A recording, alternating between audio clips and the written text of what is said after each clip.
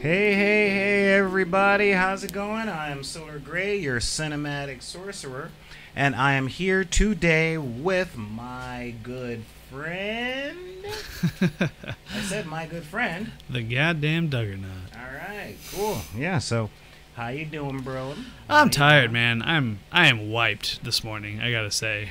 Yeah. I love my kid. She's great, but there are times when she is just more exhausting than others. I and bet. Last night was one of those times. Awesome. So I'm gonna yeah. let me see what I can do on this real quick. All right. Yeah. Okay. Oh, Now we I'm just gonna me. need you to move over a bit to your right, real quick. About like that. Oh yeah. Yeah, you see the difference? Oh yeah. Much Yeah. better. Yeah, that's cool. So kids. Tee hee.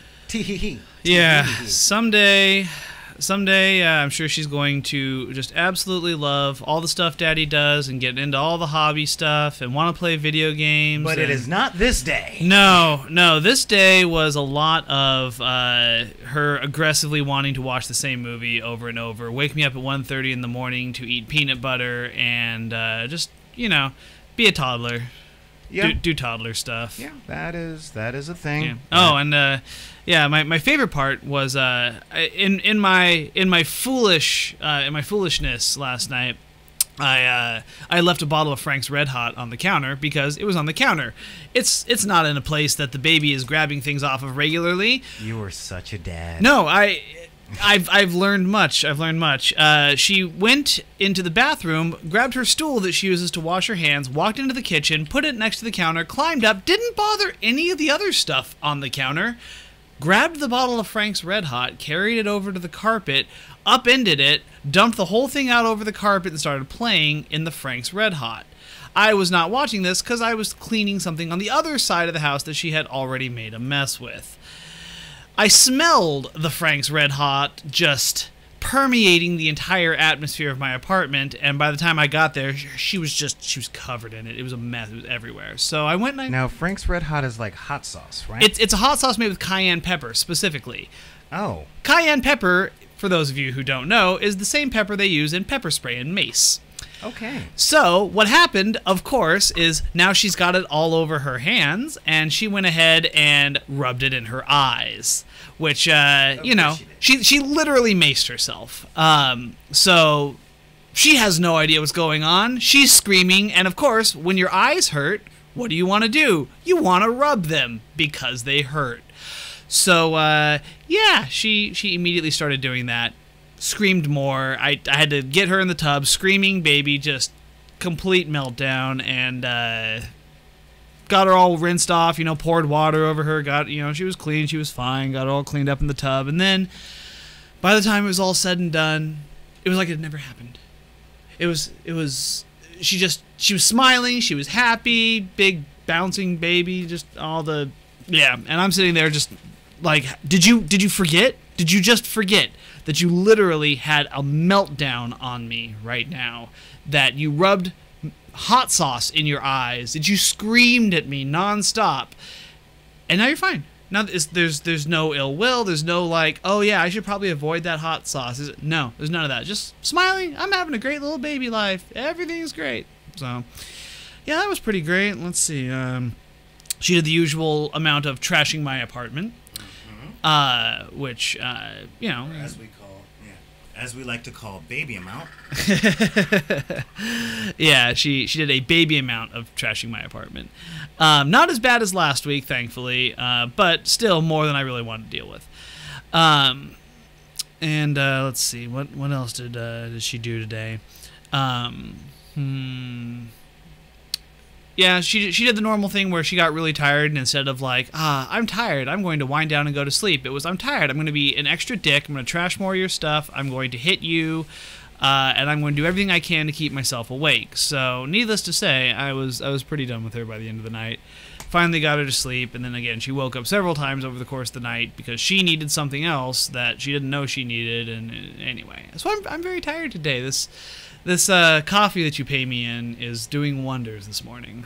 Yeah, it's almost like I know exactly what people need. because I'm like a wizard or something. Yeah. But yeah, so yeah, what I'm actually working on at the moment for the people, I'm doing it for the people. Yeah. You guys don't see what's going on off camera here. Yeah, but he's working diligently to get his side of the business looking better here.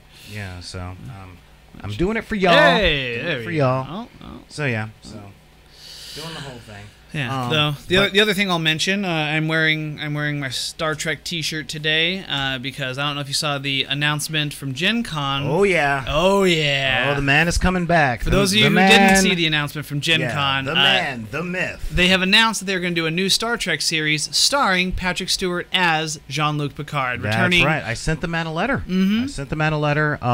Found it on my Facebook. Oh God, that hurt. That hurt to say. That hurt to say. Yeah, found it on my Facebook, and I'm like, oh well, I should let you know what I think, old man.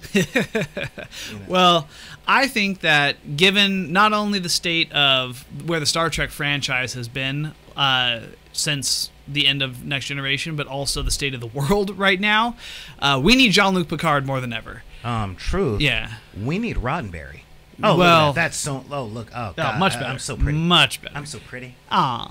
Okay. Yeah. But yeah, we need Jean-Luc Picard. We need Gene Roddenberry. I mean, we don't have Roddenberry, but yeah. Well, we need to remember what a good future could possibly be, because what we got right now, that ain't cutting it. Yeah. Like, we got all the toys. Yep. But we are beyond like fan fiction levels of the Jetsons. Like fan fiction, there's a big theory with the Jetsons of like, look, flying cars, elevated cities, and that's because it's a cross between the Flintstones and the World of Tomorrow at ground level. Yeah. And I'm going, I never thought about that. Thank you for ruining my childhood.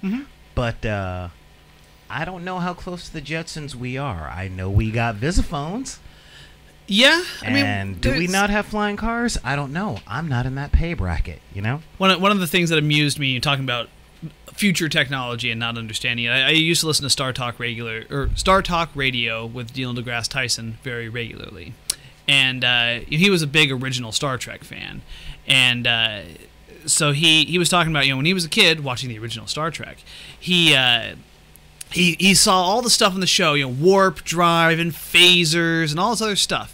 And for him, he was like, oh, yeah, all that's... of course, it's obvious we're going to be having teleporters and, we're going to be flying through space. All that makes perfect sense. But the thing, he was like, that can never happen. That is pure science fiction. Do tell.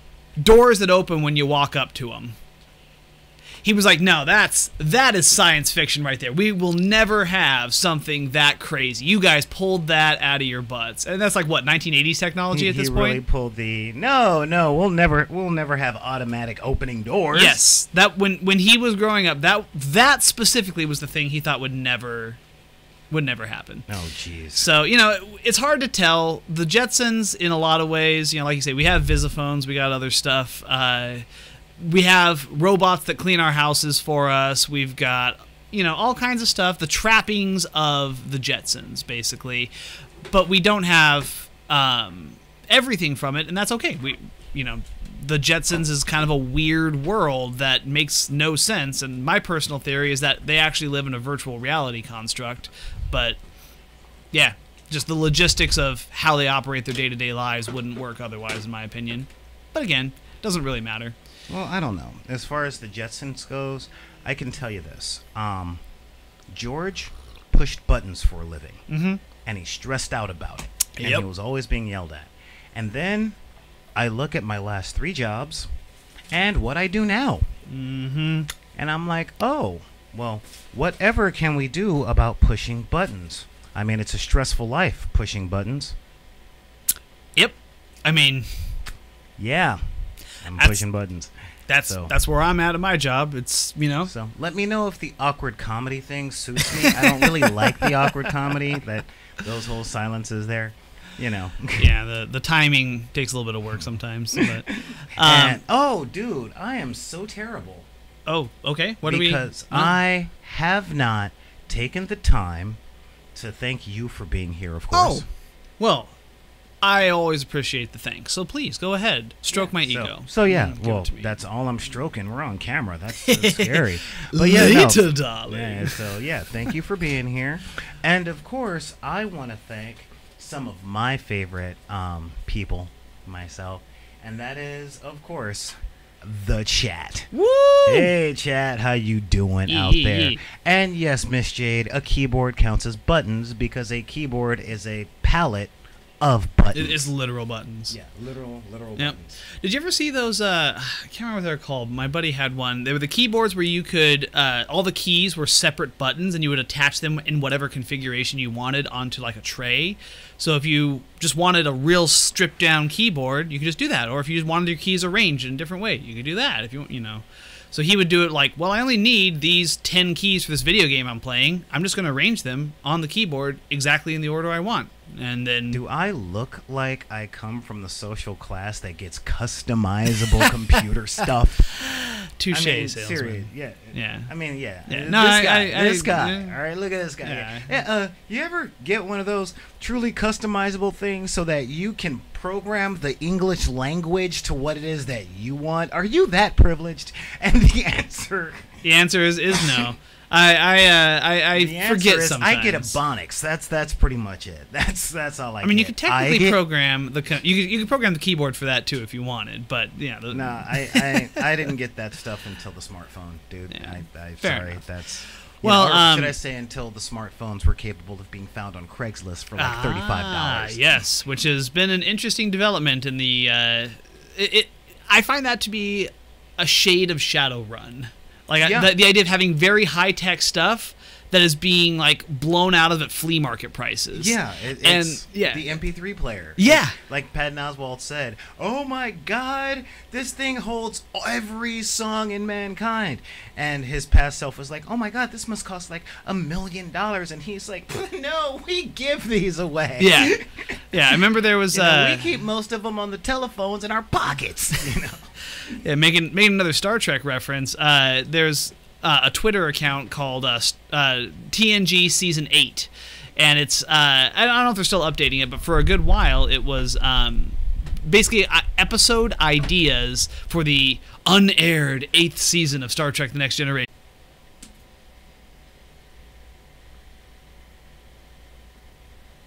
Okay, sorry about that. We're back. Nope. Are we back? Yeah, we're back. Oh, okay, cool. Yeah.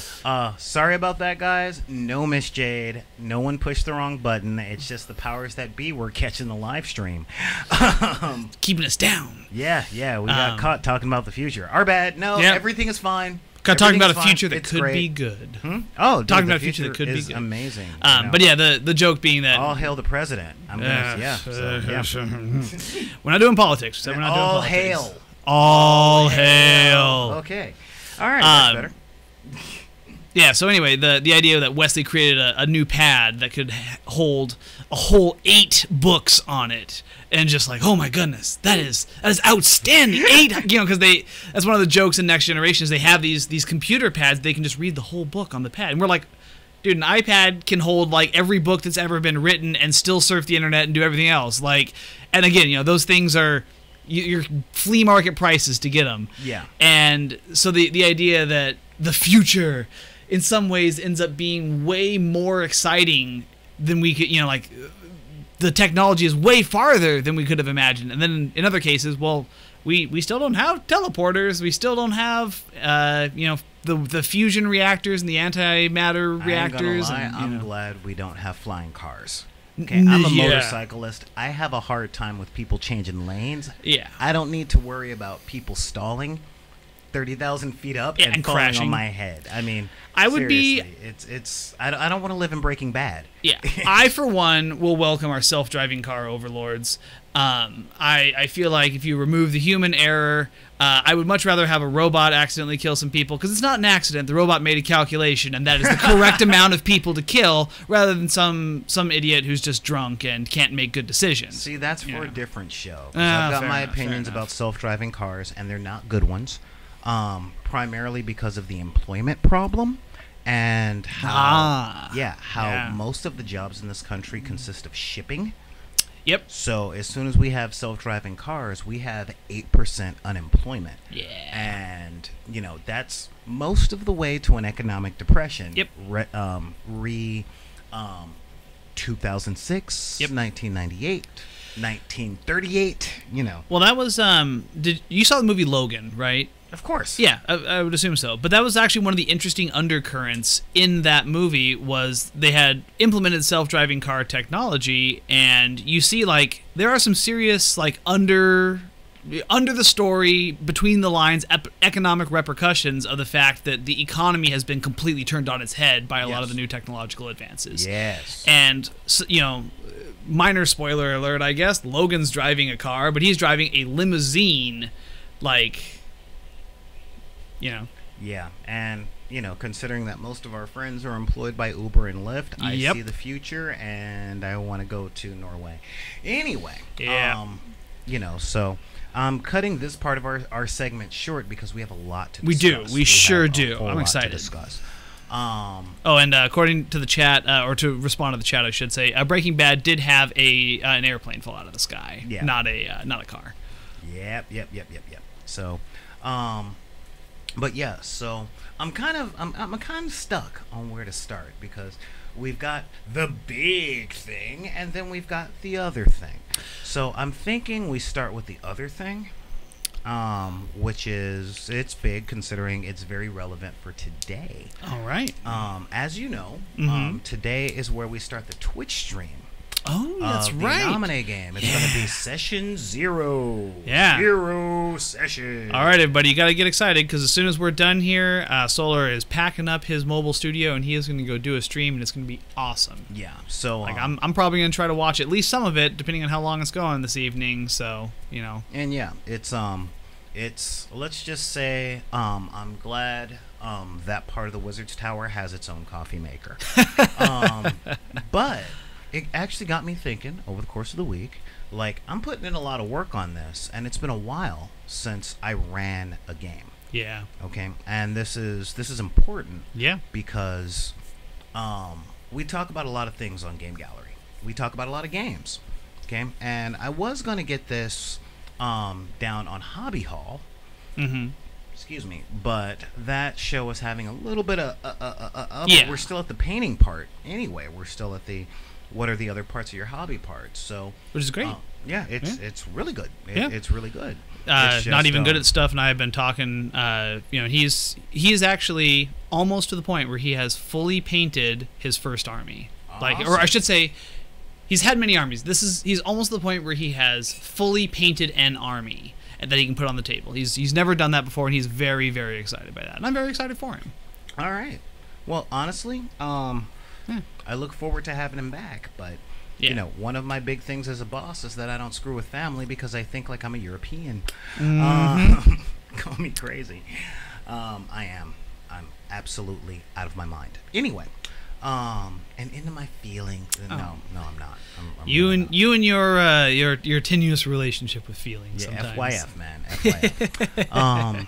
But I was noticing in running a game, there's a lot of things involved. There's the writing of the story, writing up of the NPCs, checking the maps, making sure that the location is good, like the venue is actually workable, making sure that people have the stuff they need, and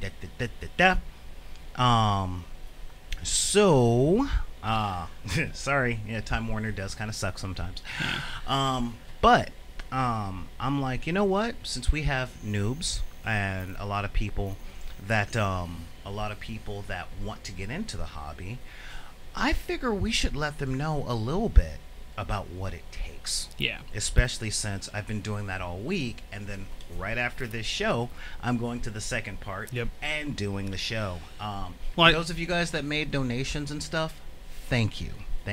Yes. Thank you. You have enabled us to buy a little bit more gear to make these things go really, really well. Well, I saw a joke a couple of days ago that's actually very relevant to this topic. This guy rubs a bottle, Genie comes out, and Genie says, "What is your wish?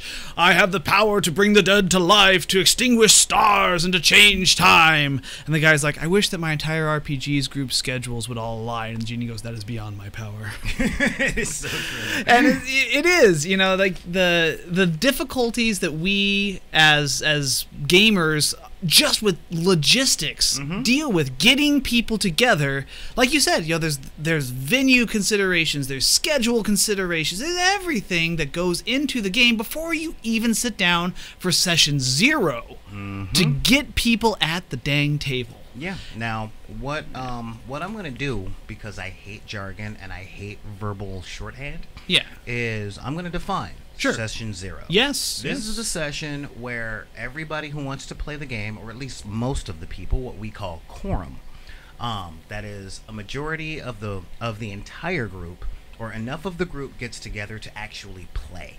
Yeah. It doesn't have to be everybody. Yeah. It just has to be enough people to make running the game fun and not detrimental to the people who aren't there. This is important because, again, so many games are stuck on we need to reach quorum. Yep.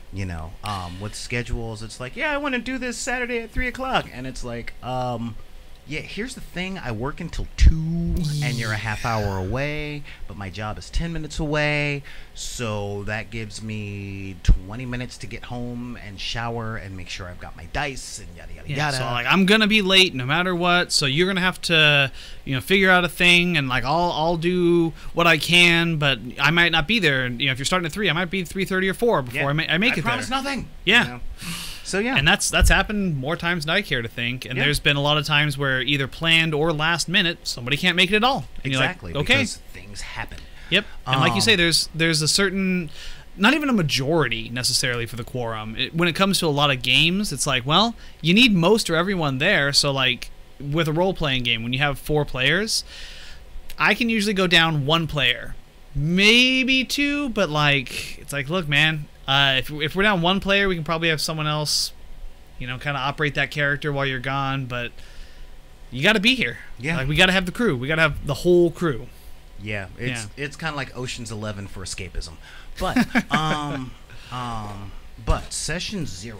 Session 0 is one of the most important gaming sessions that there are in any campaign. Yes. And it's unique in the sense that it can happen multiple times.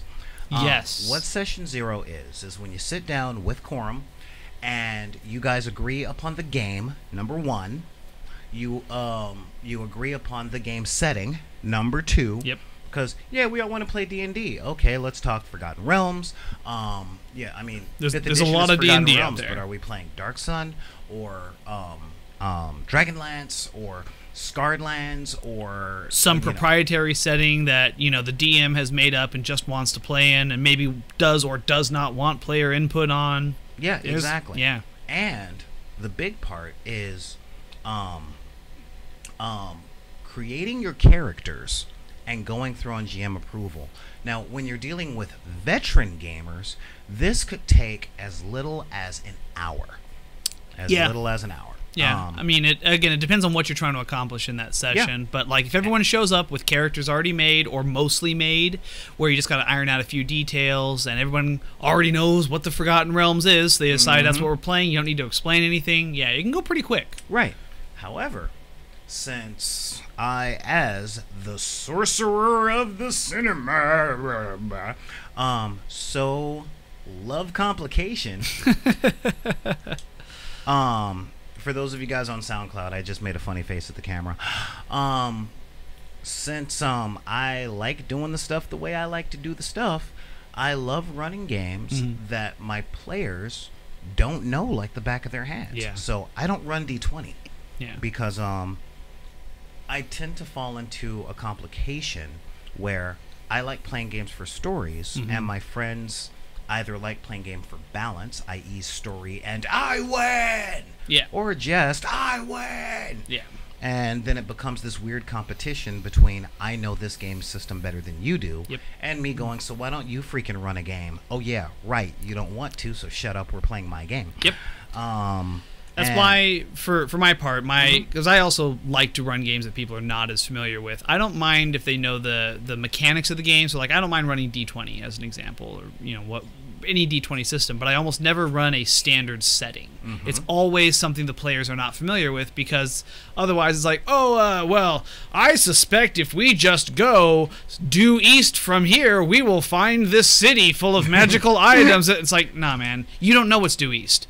Yeah. Your character is new to this land. So are you. Like, we're gonna tell the story together. We're gonna do this together, and for that, you need to not know what the hell is going on here. Well, again, these are all just different play styles. Yeah. I tend to run games that are modern. I like modern That's true. settings, and we talked about Yes. that because I see the fantasy setting, I see the color of my skin, and I go, my color skin in the past? I'm sorry, I can't reset that filter. Yeah. Way down Moses. No, so what I end up doing is I run modern games in modern cities because I hate writing maps. I'm not a topographer, nor am I a dude that likes naming things. Although I've been researching how names of places happen and how they evolve. It's fascinating. I'm not good at it, so I ain't starting it yet. See, I will yeah. take a quick tangent to say this is a funny difference between you and me. I am an amateur cartographer in like the most garbage sense. I'm terrible at it, but I get such joy out of drawing maps and labeling things and coming up with all that stuff that you're just like, oh god, I just find another map. I'm like, no, You I ever want to do notice that. your glasses frames are thicker than mine? Fair enough. Yeah. On But the upside, you don't have an overbite, so I mean, I do, but less pronounced than it used to be. Yeah, exactly. So just kind of Yeah. saying on that. So for those of you guys that don't get the subtlety of the joke because you might be 11, nerd. It's true. Okay. It's true. I am quite the nerd. Yeah, But it's- I get a different joy out of that, and I can make the maps and get enjoyment purely out of that, with nothing to do with anyone ever playing in that world that I'm creating. Yeah, So I find yeah. that an interesting distinction. Well, we're kind of opposites in a lot of ways when it comes to games. But like I said, I like doing modern settings. I do a lot of, I set a lot of my games in Los Angeles because I'm from Los Angeles. Yeah. I love Los Angeles. I know Los Angeles. Yeah. And I know parts of Los Angeles that my other gamers don't tend to. And this is shout outs to you guys out in the ghettos, because you know what I'm talking about. You can get together with your friends from the suburbs and you can take them places that their parents have made sure they never learn about, Yeah. and set really compelling and sometimes frightening stories out there. So Yeah, I would love to I would love to see a World of Darkness game or something like that set in a setting that is traditionally, from my suburban background, been marked as scary, and then have someone run me through that like, yeah, you think it's scary. Your parents thought it was scary. Let me show you what monsters really lurk in the night. I'm like, oh man, I'm ready for this story. Let's do this. Yeah, that's exactly how I like running it. And being the writer, I have the distinct advantage of putting my prejudices out there on film and making them real to my players. So, yeah, I really like doing that. So, here's a hint: if ever any of you are in my games, don't go to the suburbs. Don't. Especially if you've watched The Sons of Anarchy. Don't go to the suburbs. And stay the hell off of Facebook. But yeah, so in regards to that though, session 0, which is today, we're going to sit down, we're going to make characters, we're going to learn the layout of that part of the Wizard's Tower, because no one else has been there. Nice. Except for the caretaker of that. And it's going to be fun and interesting, especially since on the outside of it, it looks like a crime scene setting. Nice. So that's one of the things Yeah, that's there. having a good setting, like a physical atmospheric setting for your players to be in, I find does so much to affect the in-game setting. Even though there's, robble, a good role player will be able to use the theater of the mind to take them. Look, man, I get it, but There's something. I have a certain nostalgia for, many moons ago when I played World of Darkness in my friend's garage on like a rickety card table with a single light bulb hanging over the table that we were all like, that was the only illumination there. And it was dark and it was creepy and there were weird sounds and it was like, that lent a different atmosphere to the entire experience than playing World of Darkness comfortably in my living room later on. Yeah, one of the things that I really used to like to do when I ran those settings like Shadowrun or World of Darkness is, of course, to set the games in the places that I was. But I would host the games in places where my characters were uncomfortable leaving. So it's like, yeah, I'm going to go outside right now. Yeah, you can do that. It's after dark. We're in South Central. So the helicopters that you hear are real. Yep. The packs of stray dogs that are in that park across the street, have fun with those. Yeah, they are actual stray dogs that will actually attack you. Oh no, they wouldn't attack. Most of them are scared, so they're like, "Oh my God, there's a thing over there! Run away, run away!" But well, I guess the homeless people that will approach you from 60 yards away and ask you for change. So if I've done my storytelling job properly, they're gonna go outside of my mom's house going, can I go to the backyard? Sure, you can go to the backyard. Don't worry about the skittering that you hear in the bushes and the trees that litter my mom's backyard. Yep. So enjoy your smoke. Go have fun. Yeah, yep. Yeah. And that's the sort of stuff I really appreciate. Like you said, the being able to take the stuff from the game and overlay it onto the real world like that. And any modern game, whether it's World of Darkness, I guess Shadowrun's not modern, but modern-ish.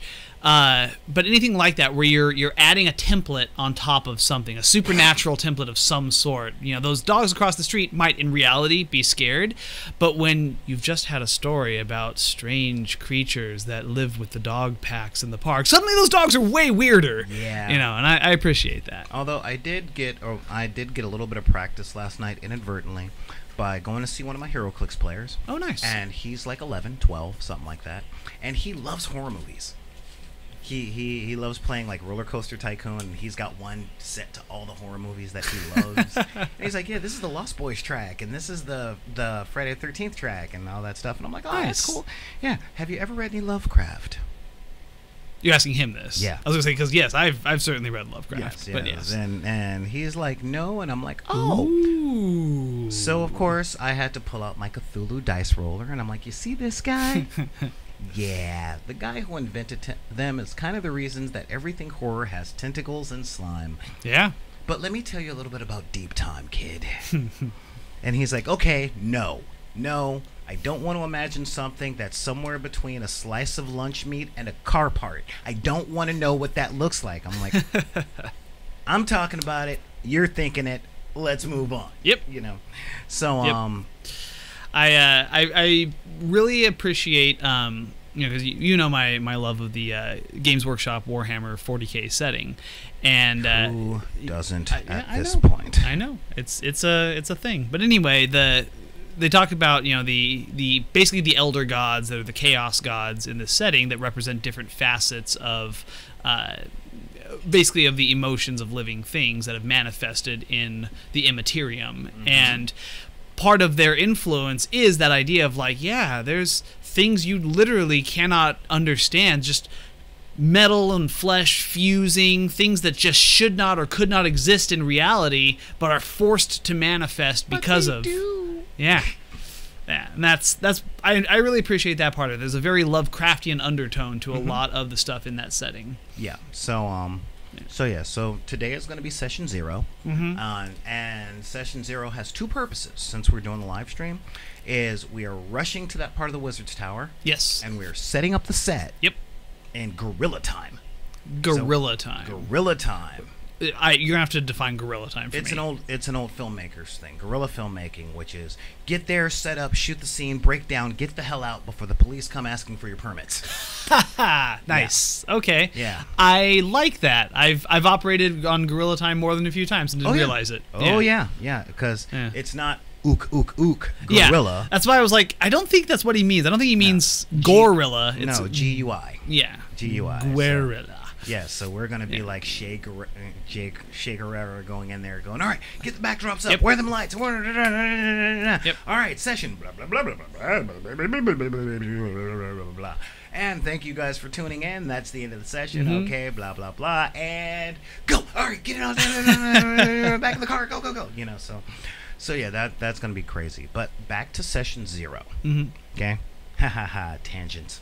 Yeah. But yeah, so back to session 0. Session 0 is, as I said, we are getting together, we're going over the setting, we're answering questions so that the players understand everything Yes. that they need to understand. We're creating characters, and if there is enough time, then it's going to be just a small adventure. Sure. So that characters, and this is important for session 0, guys, after the questions are asked, a lot of players will need to be run through just a tiny little adventure, just like you're going to the and ends at the bar. Yeah. And the live stream is cutting off. Are we back? We're checking. We're checking. We're checking. Ruh-roh. Yep.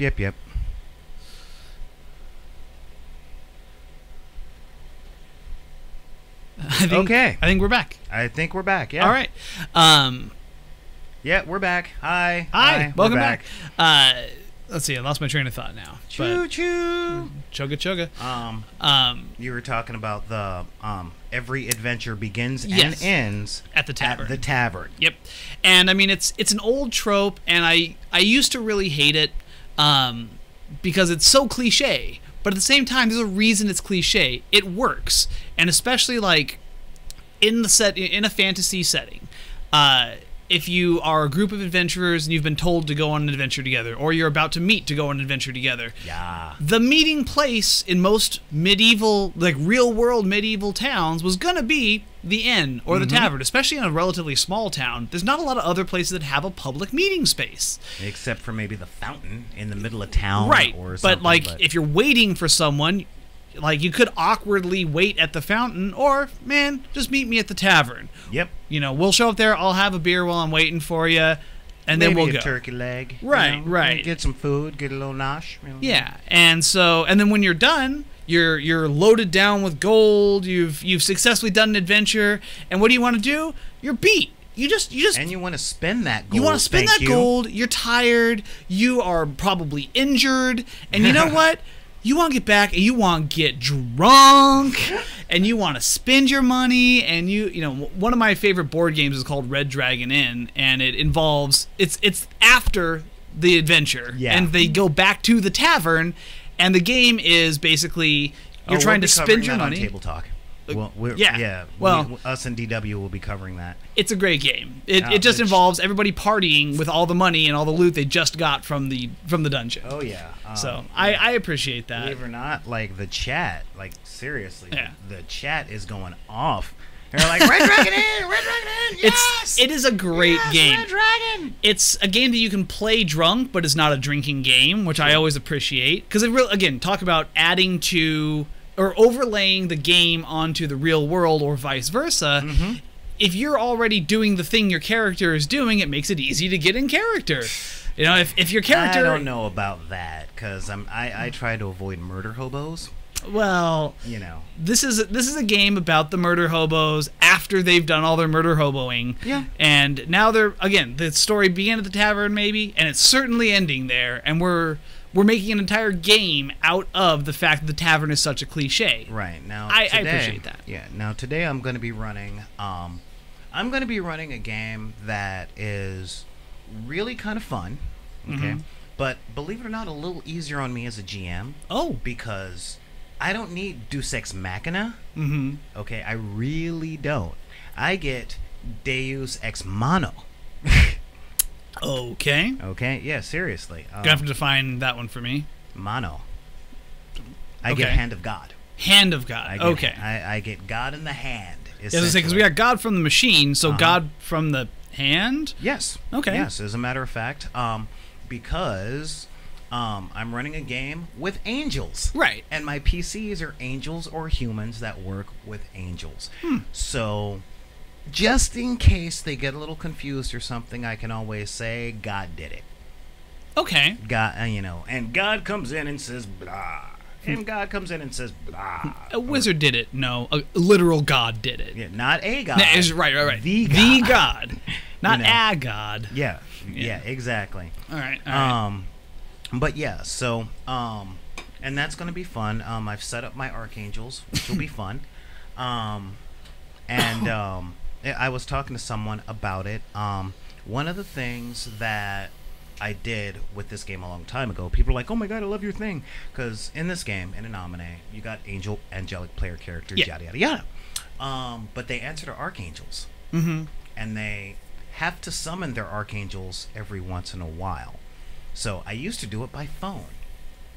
Now I can do it by Skype. Interesting. So you have like other players, or I have other people who are getting along with their day that might get a phone call. Whether or not they answer is the sole determiner on whether or not the angels got through.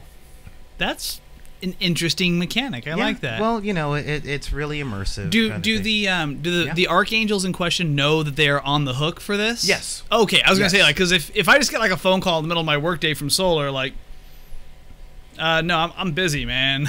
Yeah, but like, and if I'm on the hook, I'm more likely to pick it up. Well, if you're on the hook, you can still go, I'm busy.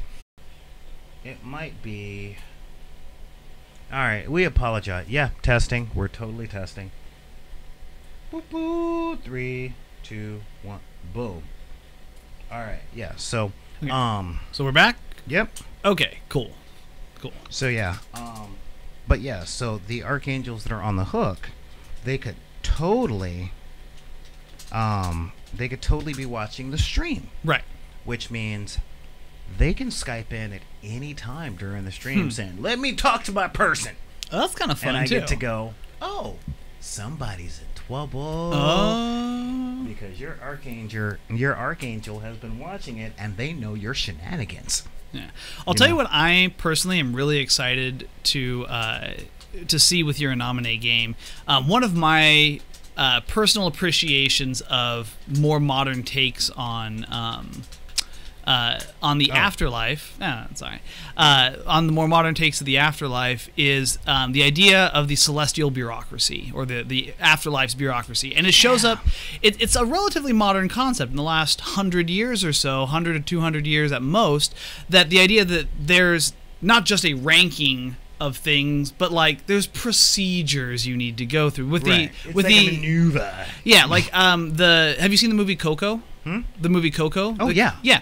Great movie, but like... yet another, hey, we're Pixar. We're going to make you cry whether you like it or not. Yeah, that movie Let it flow. Yeah, your eyes are sweating. Take that, Great movie, but like one of the things I love about it is how there's a bureaucracy of the dead.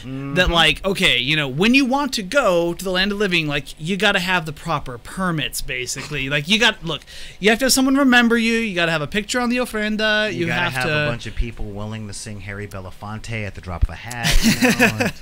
But like, if you don't, sorry, man, you can't cross. They've got people who are dead who are still working in the bureaucracy of the afterlife, and like those people, they even mentioned in the movie, like, they got their own life. They got people they want to visit, but look, man, I'm working. Like, yeah. Like, I want to go see my living family, but right now I have to be dealing with you because you broke the bureaucracy rules, and now Well, sort of. Anomaly doesn't deal with human afterlife as much as it deals with the war in heaven. And it's a different thing on the sense of, think less Beetlejuice, more prophecy.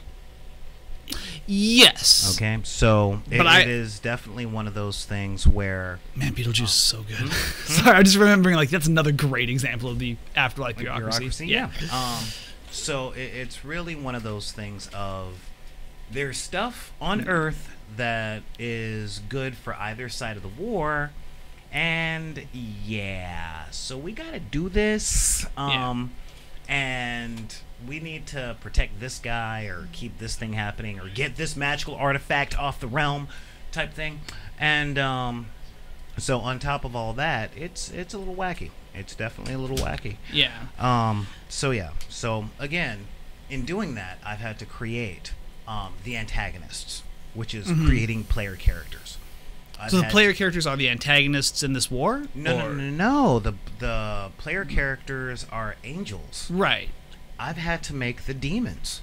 Ah, so I have to see. use the player character template. I get you. I've had to create characters as a GM. I've had to create at least outlines for NPCs. Fortunately, remember when we talked about augmented reality, the supplement? I got to use that thing. Oh, awesome. So I've got places that have personality, and I've got NPCs that do that stuff. It saved me days. I believe it. It saved me so many days. Now, a quick note to our listeners here: when it comes to running a game, the amount of work the game master puts in, because everyone, like, the players show up to the game and they play. Maybe you have a long game session, you play 6, 8, 12 hours if you're some insane, like, okay, sure, great. But the amount of time the GM is putting into that game to get it set up vastly outstrips that. They're spending countless hours building the world. Like you said, you're making buildings that need personality. So you've got to create a building. Mm-hmm. You've got to give it a story. You've got to give it a feeling. So when the players walk in, it's not, and then you walked into a building. It was dark and the walls were brown. Like, no one cares at that point. So the GM, before you ever get there, has to put a lot of work into making it feel like you just casually walked into a place that has life in it. Yeah, exactly. So when it comes to that, I've been doing a lot. And again, that augmented reality book, oh my God, it does so the thing. I hope that the writers write one for fantasy. So that would be so good. So useful. Oh, man. And so I'm trying to create a world that will immerse my players, and all that stuff will come together. So hopefully this stuff will be pretty good. The next thing is getting my players on the phone and on Facebook Messenger saying, hey, we're meeting up at this place at this time, this area of the Wizard's Tower. So yes, that is what we are doing. And, you know, let's make all that stuff happen. So again, there's a lot of work involved, and Session 0 is super important. If for no other reason, character creation and understanding the setting that you're in. Yeah. So yeah, and Session 0 now, Session 0 can happen multiple times, because if players start to lose the meaning or start to have other ideas and stuff like that, then, like, other ideas of where their character wants to go, it's essentially an independent session. Yeah. Let's say the character wants to, or the player wants to get rid of the player that they're of the character that they're playing because they didn't like it, or it's not working with the party or something. Yeah. They're going to need an entirely new Session 0 to create a new character and integrate it into the world as it stands. Which, in my experience, is often a one-on-one Session 0 between the game master and the player in question, but that still needs an amount of integration with the group at large. Yes. Now, I wanted to actually ask you, when we started this, you were talking about some of, not just Session 0 problems, but some of the other things that go into the difficulties of logistics. And, you know, Session 0 being a big one, getting everyone together, getting everyone to do all that stuff. What are some of the other things that you've encountered? Because for me, player schedules have always been one of the biggest hurdles to overcome. Well, honestly, player schedule is pretty easy for me to overcome, because I tend to not run more than 2 games in a month with the same group. So it's like, okay, guys, at the end of the session, let's sit down and look at our calendar for next month. I got to start doing that, because I usually run like once a month. Yeah. Is like, and it still ends up being a huge thing where it's like, okay, we're gonna do the thing, we set the thing, you know. But more often than not, it's like, okay, I'm going to set the next session, and then suddenly, you know, as it approaches, I got a thing coming up, I can't do that. It's like, dude, yeah, and that's what I mean. I mean, sit down with the cell phone, saying, all right, if we're I sat down with each individual player, saying, Sunday, the 5th of August, who's up, who's available, and this one was interesting because that part of the tower was available today. It might be available in 2 weeks. It might not be available in 2 weeks, but it was definitely open today, and it will definitely be open one day, one Sunday in September. Now, will I be in town? I better, But you see what I mean? I do, yeah. Yeah, so it's definitely one of those things. But it's really setting your game schedule, especially if it's something like once a month, like a job interview. Like, this is my plan for that day. Yeah. This is it. It's set in stone. I'm a very first come, first serve scheduler. You know, unless there's money on the line. It Well, goes yeah. Survival, profit, Yeah. integrity, as in Yeah. I gave my word to be here, I'm gonna be here, and then whatever else comes up, what I like to call the calamity factor. Yeah. Um, Well, I had a friend who is traditionally one of the flakiest people I know.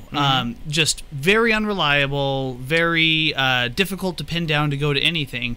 But when he committed to a game session, I never had anyone more committed to showing up on that time, because he, like you said, integrity, he understood that order. And he was like, he would literally, you know, if his job called him, was like, hey, we need you to come in this day, he would say, you know, I'm sorry, can I come in a different day? Like, this is, I meet my friends once a month to do this thing, and Right. it is moving heaven and earth to get our schedules to meet once a month.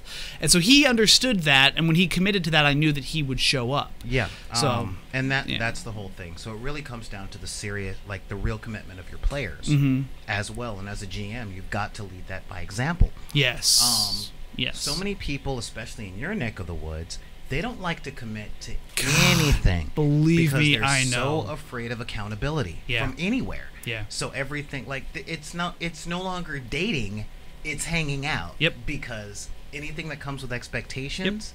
So It's Netflix and chill, man. Yeah, exactly. And it's like, let that crap go. Yeah. You know, make yourself committed, make yourself accountable, and this counts for every single person that's going to be involved. Because if somebody is just dangling, waiting on you, you're wasting their time. Yep. And what it comes down to is, you know my golden rule: do unto others as you would have them do unto your children.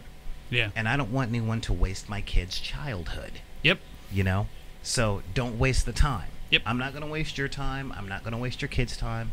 I'm not going to make people sit around choking on false hope. Yep. It really comes down to, when you say you're going to be there, be there. And I always schedule the next session directly after, like at the end of the session. That's a good idea. Our next meet is going to be on this day, right? All right, what day do we have? And that's something that my start whole doing gaming that. group does. Yeah, I'm gonna have to start picking that one up, because Yeah. that's something that's always been a struggle. We end the session, and then after everyone's gone home, we start trying to plan the next one. Oh, and that's, no. It's been a Well, a problem. You've got everybody in the room. Still hyped on the thing they just did. Exactly. Yeah. No, that's Exactly. a way better idea. Now, so what other logistical problems do you run into?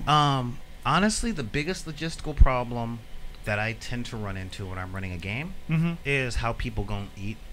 Because logistics aren't really a big thing for me. In fact, 2 of my players manage logistics warehouses.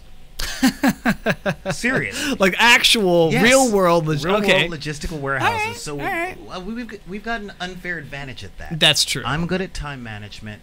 They're good at logistics. So we don't play around. Yeah, We don't play between around. with your powers combined, Well, you let's- form a functional RPG group, which well, is in this group alone, okay, we've got a CEO of a charitable corporation, a logistics warehouse manager, a manager, a fleet mechanic manager for freaking a semi company, yeah. and a person that has been in computer management, like computer team management, for almost 20 years. So we don't screw around with time. I was gonna say that is a power crew right there, is what that is.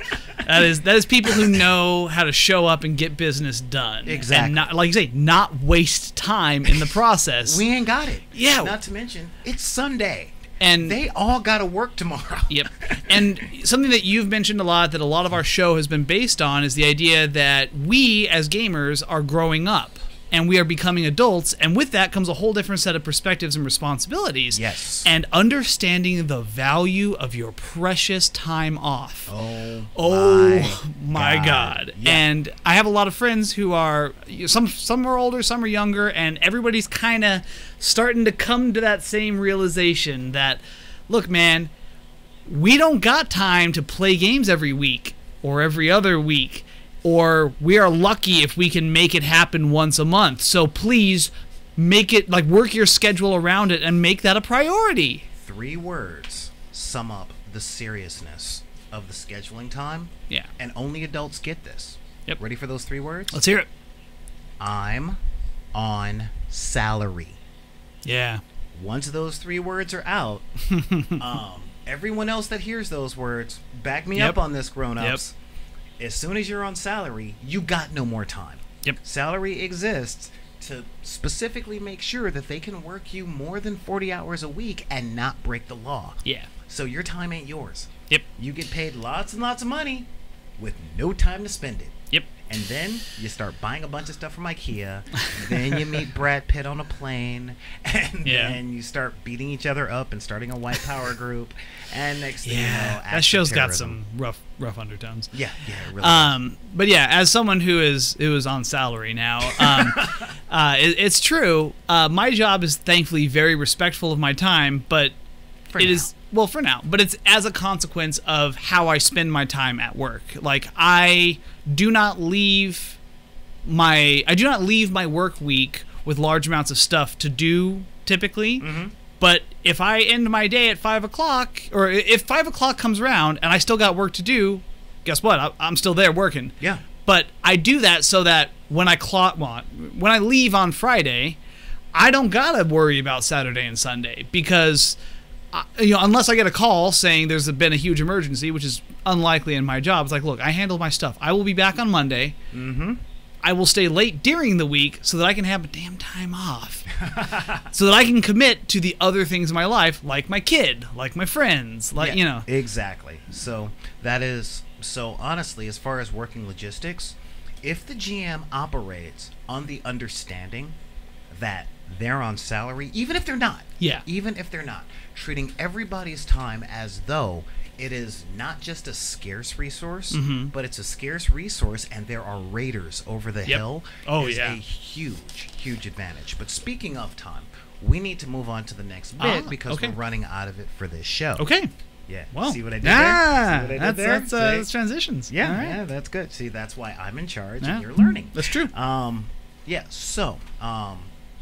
Now, I decided today, because of a conversation that we were having, that we are actually going to put this out there, because not a lot of people go to www.backinthedeck.com. Not a lot of people go to the website. So, and I understand I've got some upgrades to do on that stuff. I'm not on salary. I'm the owner. Yeah. So I have no time. You're the opposite of salary. You're always on call. You're always working, and you're not getting paid nearly enough for any of it. And well, not right now, but as time goes forward, I may be able to buy a house eventually.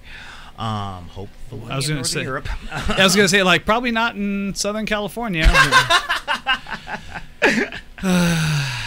No, I need to have stock in pharmaceutical companies. Yeah. That used to be code for drug dealing, but no, seriously. Now now literal pharmaceutical. No, I got some friends right now who are like, yeah, we're gonna buy a house, and I'm like, cool. What? And they're like, what money? Well, they make great money. They make, I think individually they make almost twice what I do, and together they make a pretty nice chunk of money. And they're like, yeah, we're not gonna buy in Southern California. We're gonna pick up. We're gonna move somewhere else. Yep. We're gonna move to Oregon. Yeah. Actually, Portland is the top of their list. They're like, yeah, Portland is the most expensive part of Oregon, and it is a fraction of the cost here, and it's still a city.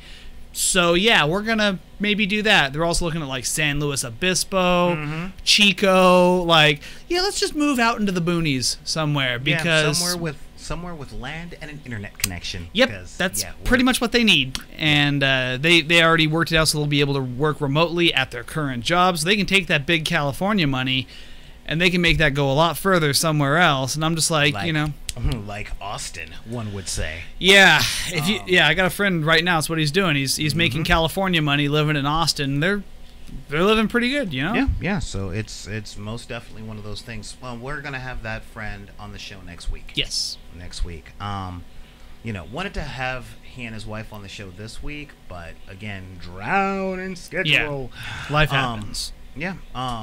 But what are we here for? Again, one of the reasons that we started this entire company, Yeah. this entire company was started on this premise of there are too many people that have been gate kept out. Yeah. Gate kept out of practically everything. Yep. And there is a side effect to that I've been wanting to address on practically every show.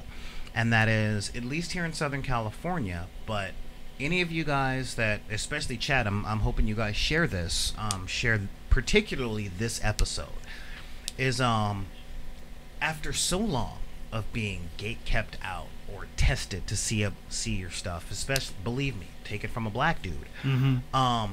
So many people have so much disbelief that you like what you like. Yeah. That when you come across people that have been gate kept out, there is a social post-traumatic stress disorder that comes along with it, where as the HNIC, the head nerd in charge at Back of the Deck. All right. Yeah, yep. You thought I was going somewhere else. I sure did, but you know what? I like that a lot better. Yeah. Yeah. When I talk to people, they're like, "That sounds too good to be true." Yeah. What do you want from me? I've gotten that reaction a lot. You know. Like, because I talk to friends about Back in the Deck and about what you stand for, about what we do here, about all of this stuff, and I get that reaction all the time. Like, I'm suspicious. What do you want out of me? Well, we want you to join the community. We want you to be part of people who love games. And in short, we want your Yeah. presence. We want your joy. Yep. We want your enjoyment. And we want your recovery from all that abuse you've taken from neckbeards. Yep. And even after explaining that, the reaction is more often than not like, are you selling me something?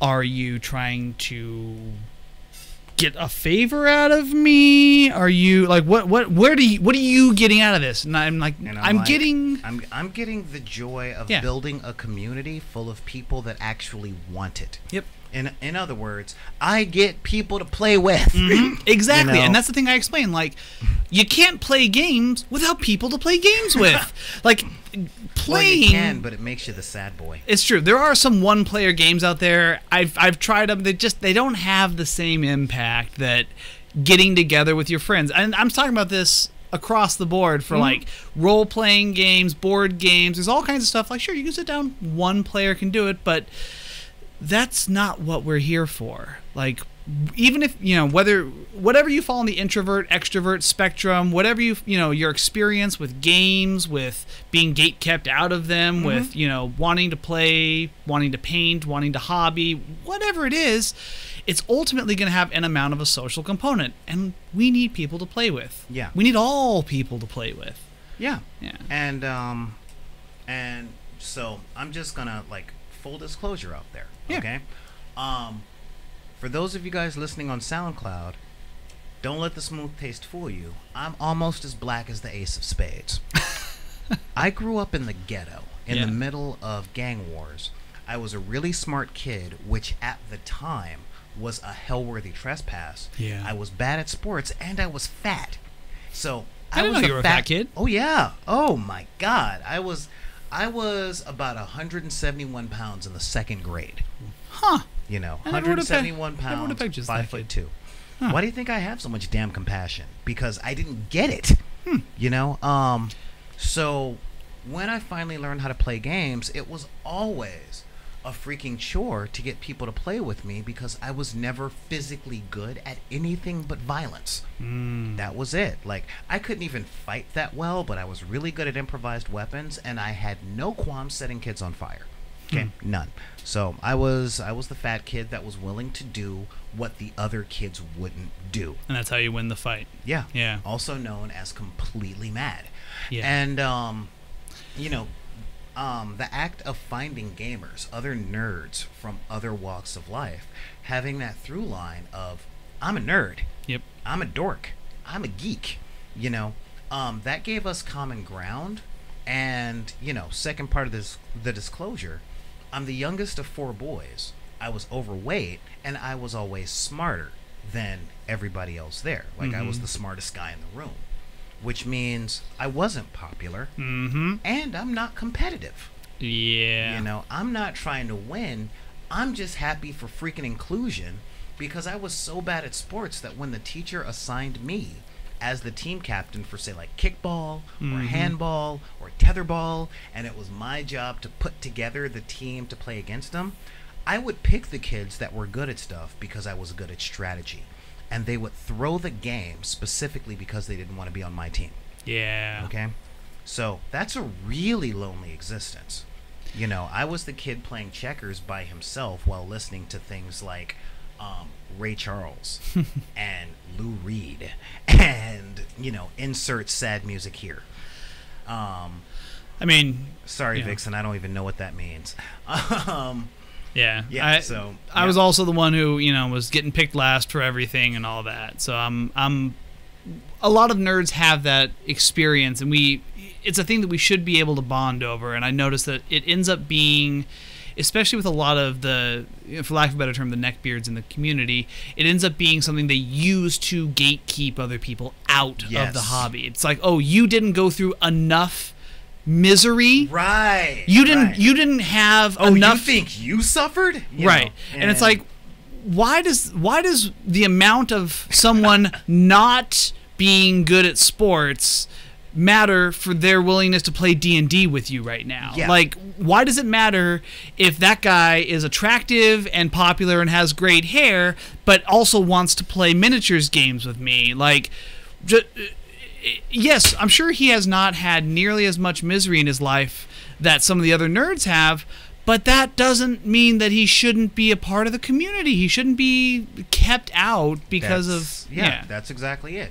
And when I first got into gaming, I was kept out because of the color of my skin. Yeah. You know, my first gaming store was The Last Grenadier in Burbank, and this was in the early 90s. And they're looking at me like I am a dick sculpture carved out of Gouda. They're like, we don't get those in here. What are you doing I would like here? to see more dick sculptures carved out of Gouda. That's the thing I need more of in my life. I don't want to see that many depictions of Richard Nixon. Thank you. Fair enough. Fair enough.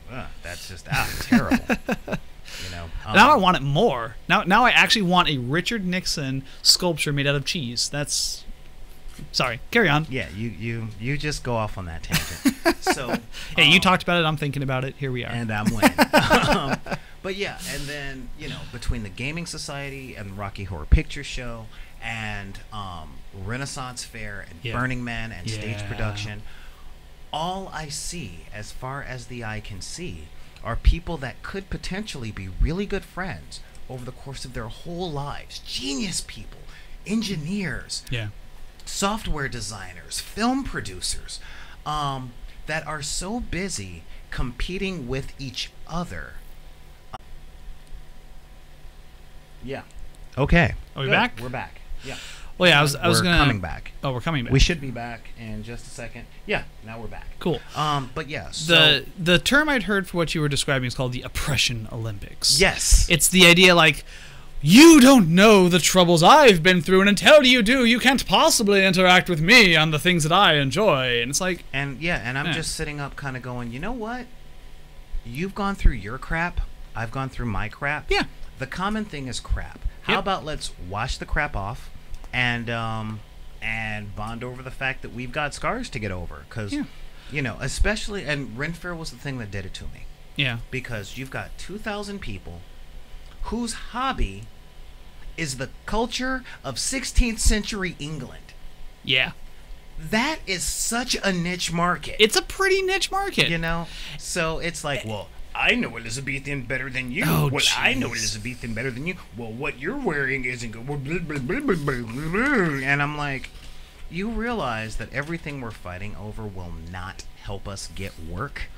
It won't help us get somewhere to live. It won't help us get all this stuff. And the thing that kills me is like all the people who are just Elizabethan whatever. I'm like, dude, as the historian, you're not doing it right either. Like all of you're this doing theater. Yeah, you're doing theater, which don't get me wrong, you're doing some fun theater. Like the stuff going on here is enjoyable, but it's not authentic. And if you're trying to gatekeep someone out based on authenticity, you and I got some words, and I am not particularly authentic about any of this.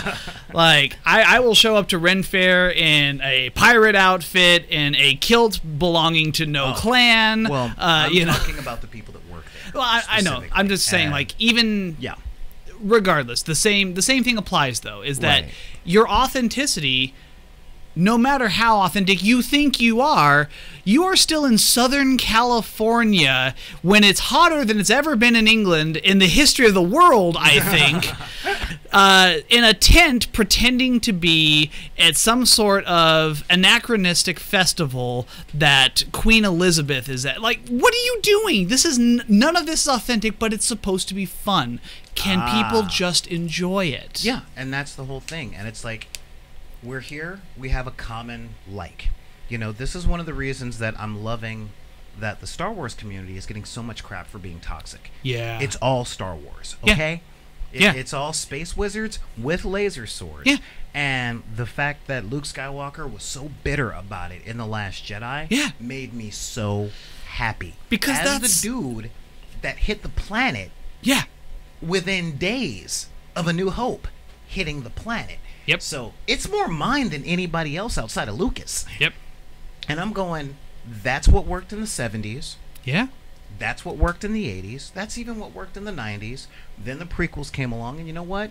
It was made for the kids. The kids liked it. So we got ours. Let them have theirs. Mm-hmm. And let's all just bond over the fact that we can all watch the same stuff and enjoy it. Yep. But then that's the Whovian in me talking, and Yeah. me still going to the modern Whovian saying, come on, watch the classic stuff. It's all there.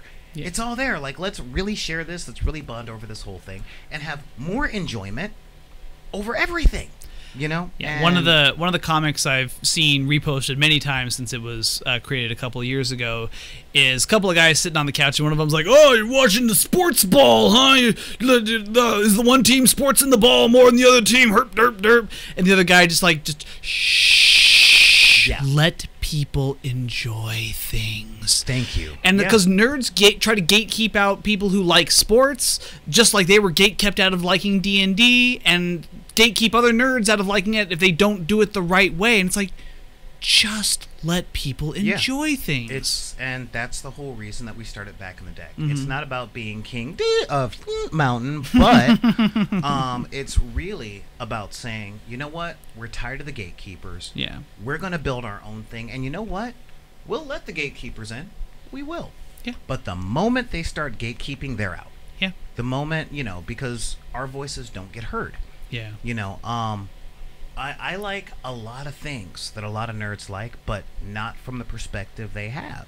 I dislike a lot of things that are really popular with nerds because I didn't grow up middle class. Yeah. And I think that I have something to say. And you told me that one of your woman friends that is a woman, like literally asked you if it was okay for her to wear a shirt. Yeah. I'm like, what the? Yeah. No, you can always wear. Yeah. You want to wear a shirt with a silhouette of two old people doing the nasty, and in Latin it says your grandparents. You're not only allowed to wear that shirt, but thank you for buying the shirt that's the flag of the country I'm starting. And because who are these people to say that?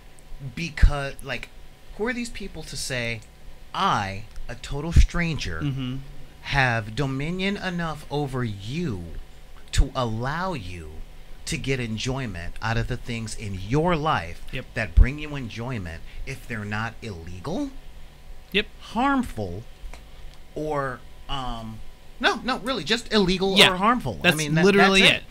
And that's to put some context on this for our listeners here. This was someone who, as you mentioned, they have the social post-traumatic stress of years of gatekeeping.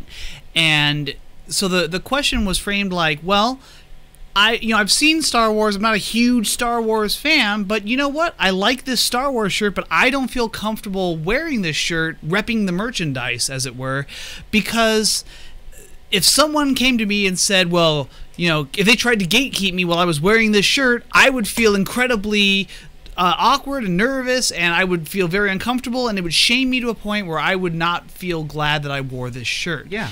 And is it okay for me to wear this shirt even though I'm not a huge Star Wars fan who's seen all the movies and knows all the background stuff? Yeah, and where I sit with that is this. If a gatekeeper says you can only wear this shirt, if you're this level of fan, and it's like, okay, well, what are the benefits of being that level of fan? Yeah. Does it buy me a house? Yeah. Does it raise my kids? Does it put my kids through college?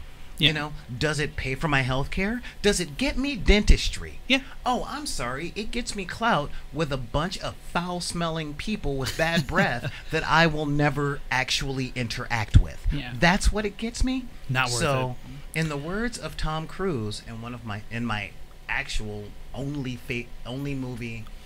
Jack Black movie that I really like, you know, those guys can take a step back and they can boom their own face, all right? Yep. Because they're not in my house. Mm-hmm. You know, they're not in, yeah, they're in my hobby stores, but you know what? I don't want their company. Mm-hmm. And again, it's really one of those things of they don't own these franchises. Now, if Gene Roddenberry came up to me and said, "Why are you wearing that Star Trek shirt?"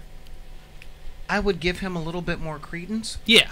I said a little bit more. He doesn't get to say if I can wear that Star Trek shirt. And I know, and this is one of the things I respect George Lucas for, he doesn't care who wears Star Wars merch. It's true. He wants everybody wearing Star Wars merch because that gives him another acre at Skywalker Ranch.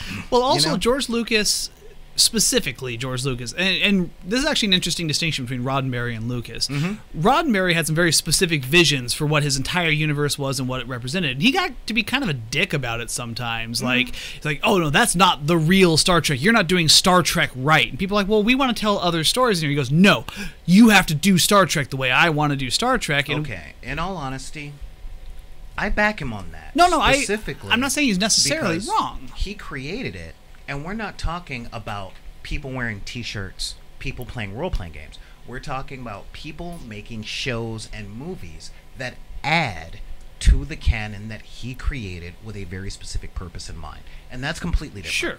But I'm saying just the entire mindset, starting there and moving forward. And then compared with Lucas, who was like, look, I'm going to make these movies, and then if you want to write a book in Star Wars, like, I'm not going to micromanage you on it. I'm going to let you tell a different story. It's not a story I'm going to tell on film. It's not like I'm not going to micromanage and say you're doing Star Wars wrong. You, this fan writing a book. You, this person creating merchandise. Look, I'm going to get my cut, sure, but ultimately my creative integrity is not compromised by you adding to the thing I've created. And for a long time, that was a really powerful part of the Star Wars universe. There was a lot of authors, there was video games, there were role-playing games, and it was all adding to Star Wars in some really fun ways. But as we just mentioned, the community's gotten real toxic, and a lot of it's the people like me, I would like to point out, who read and interacted with a lot of this Star Wars stuff over many, many years, but instead of saying, okay, this is a fun thing I interacted with, and now I want to interact in different, newer ways, those people are saying, oh, if you didn't spend all of your time reading every book and know all the weird minutiae about this series, then you don't get to enjoy it. And that's actually been specifically, you know that I love the Edge of the Empire Star Wars role-playing game. I've had a huge amount of trouble finding players for it because I say, hey, would you like to play a Star Wars role-playing game? And the almost universal response is, I don't know enough about Star Wars. Yeah. And here's the biggest thing, and this is one of the reasons that I'm so anti-gatekeeper. Yeah. They don't do it to white guys nearly as much as they do it to everyone else. Oh, yeah. You know, they play that thing, and it's like, if you're a girl, I have to test you. And it's like, who the fuck are you? Yeah. If you're a black dude or a Latino dude, or heaven forbid you're intersectional. Yeah. So if you are an LGBT, lower working class female who's Latina, you definitely don't belong here. And it's like, who are you to say where I spend my money and what I do with my time? Yeah. You know, and the thing I always try to tell people, again, in the context of the Edge of the Empire, like, oh, I don't know enough about Star Wars, because again, I can tell that phrase is a marker for years of gatekeeping and PTSD from it. Yes. And so I say, have you seen the movies? They say, well, do you like the movies? Well, yeah, I like Star Wars. Then we can play. Moving on. Yeah, like, have you seen... So if I said that there are stormtroopers there and that guy has a lightsaber, you'd know what I was talking about. Well, yeah. Okay. Do you like playing games with your friends? Well, yeah. then please join me. That's all you need. That's all that needs to be here. You don't need to have any cred. You don't need to have, watched every bad movie that was made in the 80s that, was an Ewok movie or a Christmas special or whatever. You don't need to have read all the books. You don't need to know all the weird planets that have been introduced in the expanded universe. And here's what's even better. A lot of the times not knowing that makes for a more fun, compelling experience. Absolutely. What we just talked about earlier, like, if you know over the hill is that city full of treasure and magic items, that's going to change the way you as a player interact, even if your character's not supposed to know that. Yeah. If you as a player don't know about all the weird minutiae in Star Wars, and I can, as the GM, just create a world that does this cool thing. One of the sessions I played, I looked on a map of Star Wars, the galaxy, and I just put my finger down and picked a planet. It was like, okay, you guys are going to be going here, and this planet, you have to go through this horrible nebula to get there, and there's a whole adventure, and the planet's it's a lava planet, and there's a little domed city that's the only safe place on it, and there was a whole great adventure there. I know nothing about this planet. I looked it up after the fact, and it was nothing at all what I described. Oops. But no one cared. Because everyone was there to play this adventure and this story, and there was a name on the planet, and there was a place on a map, and nobody cared because they were there to enjoy the game and play with their friends. Yeah. Not not masturbate their nerd knowledge all over everyone. Yeah. And gatekeep them out. And that's the whole gig. And I mean, I do understand, and this is where I think I'm in a unique position to actually be the head nerd in charge here, is that I understand why the gatekeepers do it. Yeah. I get their perspective. I even empathize with it just a little. Yeah. What I'm saying is your methodology is wrong. Yes. It's that you want to be respected, you want to be venerated for what you know. The mob says it best. Those who want, you have to teach before you get your thing that says, hey, we're doing the whole thing. Yeah. So you don't become an expert until you teach, because it shows, and Einstein said it best, you don't know something until you can say it to someone who doesn't know what you're talking about and they understand. Yep. Until you can teach it in layman's terms. You don't really understand the subject material. Exactly. Yeah. So all of these gatekeepers are like, well, I did. You know what? You want the respect? Show noobs. Yep. Grab the newbies and say, you know what? This is where it comes from. Yep. Let's talk about this story arc. Let us teach you what you want to learn. Yeah. And the biggest thing, and this is one of the reasons why I build communities so hard, is I have put in a lot of work in being a gamer. I've put in a lot of work on learning to learn. But I don't bust in saying, fucking respect me! No, Yeah. I'm like, hey, you look like you're not having fun. Let's play. Yeah. Let's play a game. And it's a changing of the way people approach the entire thought process, because they, rather than like you say, coming at it like, oh, you need to give me respect, or trying to gatekeep someone out by saying something like, oh, you didn't read the Thrawn trilogy, you don't know enough about Star Wars to to interact with me on this. Instead, say, oh man, there's this really great book series. Have you read it? No? Let me tell you about it and why you should care and why it's important and why it really adds to this experience. And then we can bond over something new, and I can tell you a story and you can read it and we can play a game based on it, and we can grow as people. We can make connections that don't involve me keeping you out because you haven't done something that I've done. Exactly. It's so many times in my 20s, people were always on me about not already knowing something that I should have known. And this is part of my ghetto upbringing. It's, of course I don't know that. Yeah. That information wasn't made available. Well, it's common sense. In the suburbs, I come from a different culture. Yeah. So it's like, where would I have learned it? So my big thing is, if you are upset at someone for not knowing something, if you're not willing to teach them, then you have no stance to complain. And the fact is, I love complaining. I do. It's a thing.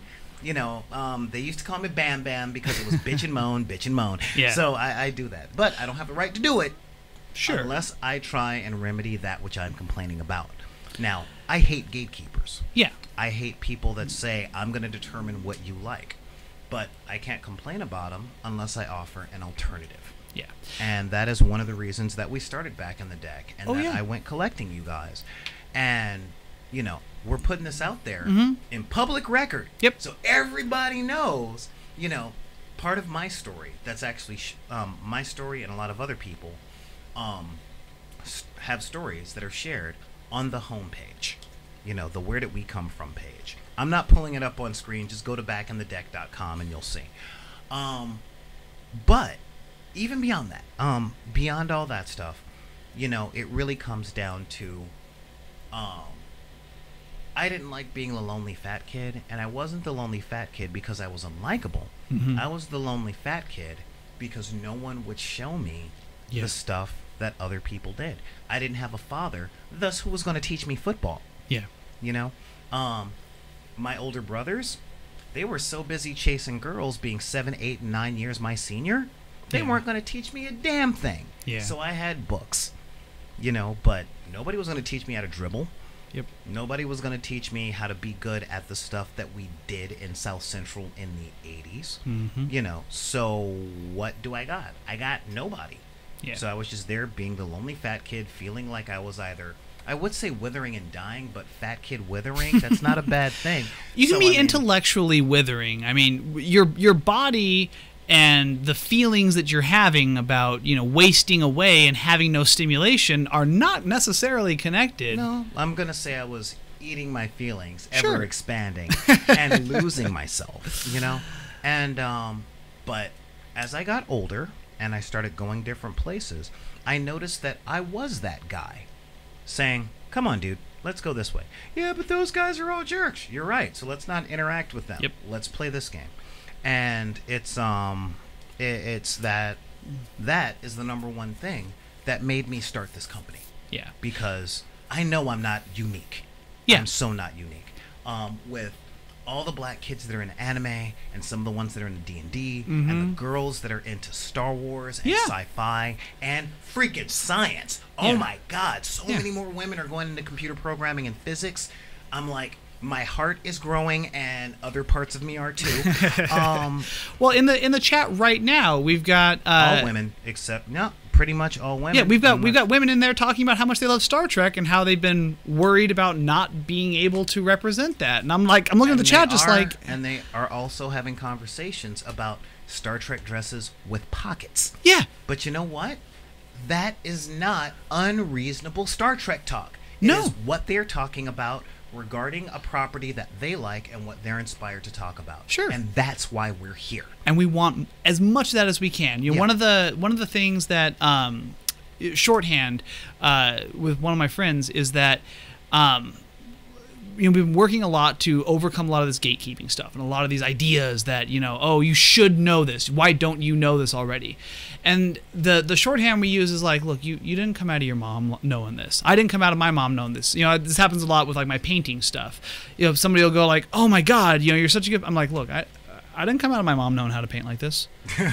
Like I didn't. I'm sorry. Like it took a lot of work. I didn't come out of my mom knowing all the stuff about Star Wars.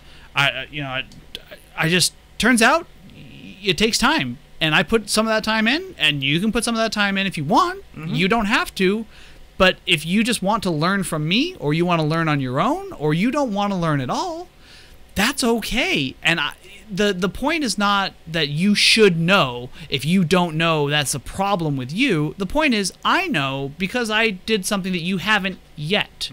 And it's okay for you, no matter how old you are, to decide, you know what, I want to start. Yeah.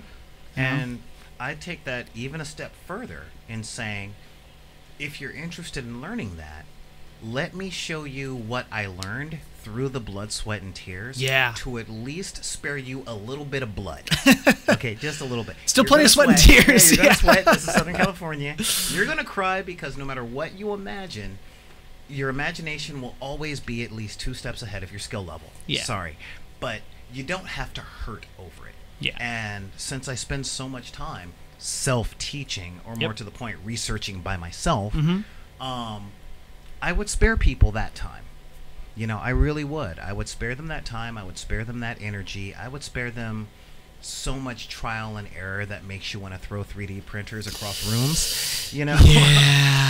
or Yeah. throw sewing machine and costumes across rooms. Yeah. Or set musical instruments on fire before the solo is over because you just don't want to. Yeah. I mean, yeah. So Yeah, you don't come out knowing musical instruments. You don't come out knowing like any skills. Like you learn it all. Everyone starts from zero, and just because you don't know something yet doesn't mean you can't learn it. And just because you don't know that you're learning doesn't mean that you're not. Yes, and that's there's a lot of that table has stuff. been a huge thing as well. Where like, talking with Rin, they're like, yeah, I don't know that I'm making progress. And I'm like, you don't see it because it's happening to you slowly. I'm looking at where you started and where you're at now, and there is very clear progress. I can show you the markers, and then it's always like, oh, yeah, I guess that did change. I am better at that. It's like, well, yeah, but the shorthand that I use for that a lot is, do you remember when you were 5 or 6? Yeah. You didn't notice when the drinking fountains got smaller. I like that. I'm 6'4". I remember being 5'2". I don't remember getting to 6'4". Yeah. It's just it doesn't mean I wasn't growing. Yeah. I remember having the 6-inch growth spurt the summer I got sober because there was ache in my bones and in my groin because my whole body went. Yeah, but outside of I don't miss that that summer, I don't remember growing. Yeah. But here I am now. And this is big, like dinner table knowledge, what I'm talking about. I tell people all the time, regardless of what you think, when things are going to get hard, you're going to turn into the parent that most influenced you. Yeah. It's just that when I get upset, my mom comes out. Whenever I'm like, boy, you better. Oh, whoa, hey, my bad. I choose not to be that. So I get the gatekeepers. Yes. Because they are the people that most influence them, i.e. gatekeeping, and thus the sins of the father are passed on to the son even through the 7th generation. However, we are humans. Yes. We are not pack animals. We are human beings. We are sapient with choice. Yes. So all we have to do is be vigilant of ourselves Yep. and make a different choice. It was a really good book I read many years ago at this point. I should really reread it. It's called Mean Genes. And the basic premise of this book is that Wearing certain genes make your ass look terrible? No. Genes with a G. But the idea of this book is that you are biologically programmed to feel and act certain ways. But like you said, you're not beholden to that. Like you're gonna feel like you want to do a thing. Your body is gonna tell you, your mind is gonna tell you, because you do have things that the animal parts of you are going to be encouraging you to do. Lizard brain. Your lizard brain, and the book includes a lot of ways to cheat your brain, basically. Like how to cheat your brain to try and eat less, lose weight, how to cheat your brain to be better with money, how to cheat your brain to, and it talks about like, here are the biological reasons why you do the things you do. Here are the ways you can exert your conscious self to overcome the things that you've been programmed to do over your life and through your biology. Yeah. So with that, we want to know what you guys think. And if you guys like what we've been talking about, which I think you do. I think you do. Because, it's one of those things. You can totally let us know what you think in the argument section down there.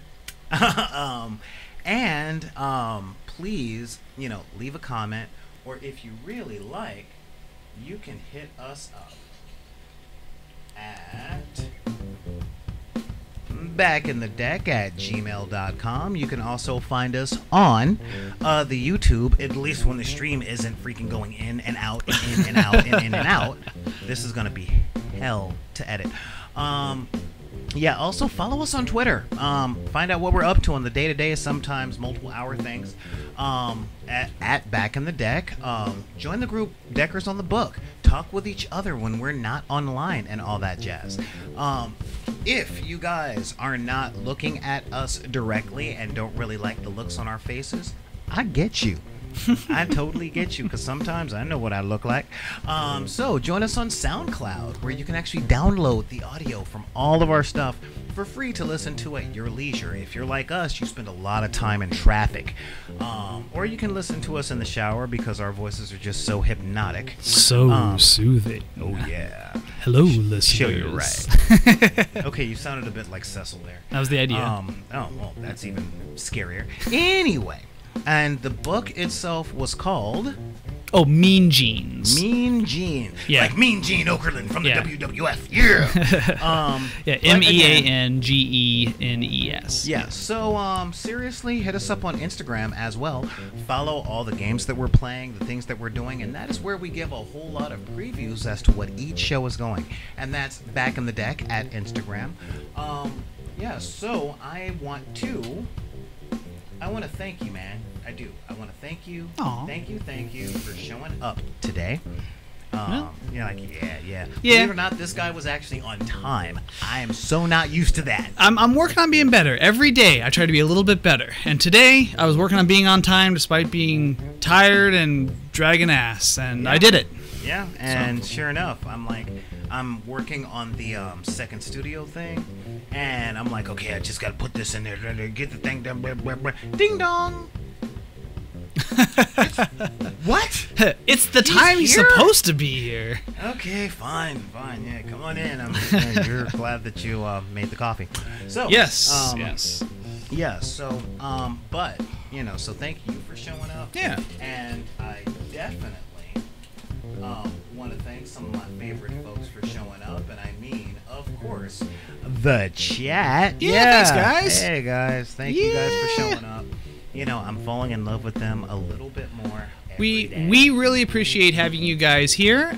We really appreciate being able to have you guys talk to us and have us be able to respond to your questions. Yeah, but don't abuse it. I like that they talk amongst themselves. Yes, while that's exactly what we want. it's kind of like the party that we want to get into. Yeah. So what I'm gonna say is, now that we got all that stuff going, I want to thank you guys for showing up, as I said, and I do have to say, since people like me hearing it, look us up on all those things. Feel free to push pause on the transition on the transmission. Woo!